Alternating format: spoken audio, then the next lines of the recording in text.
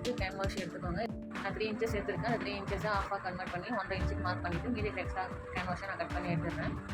Sleeve எப்படி நம்ம 4 மடித்து கட் பண்ணி எடுக்கணும், கேன்வாஷும் அதே மாதிரி 4 இருக்கணும். எப்பவும் போல் உங்கள் ஸ்லீவ் அளவை நீங்கள் மெஷர் பண்ணி ஸ்லீவ் கட் பண்ணி எடுத்துக்கோங்க.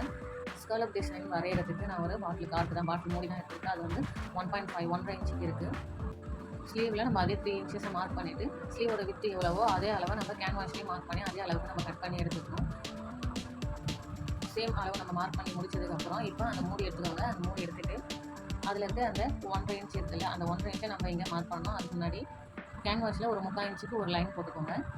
சென்டரில் ஃபஸ்ட்டு நம்ம 1.5 இன்ச்சுக்கு மார்க் பண்ணக்கூடாது, நம்ம ஃபோல்ட் பண்ணி வச்சுருக்கோம். அதனால் அந்த 1.5ல பாதி மார்க் பண்ணணும். மார்க் பண்ணிட்டு அதுக்கப்புறம் நீங்கள் உங்கள் அளவு எவ்வளவோ அது வரைக்கும் 1.5 இன்ச் மார்க் பண்ணணும். பாட்டில் கார்க் எடுத்துக்கணும். நம்ம 3/4 இன்ச்சஸ் மார்க் பண்ணோம்ல, இப்போ நம்ம இந்த பாட்டில் மூடியை அங்கே வச்சு அந்த 3/4 இன்ச்லேருந்து நம்ம கரெக்டாக அந்த ஸ்கேலப் ஷேப், அதாவது நெக்ஸ்ட்டு அந்த ஷேப்பை நம்ம அப்படியே ஷேப் மாறாமல் வெட்டி எடுத்துக்கணும்.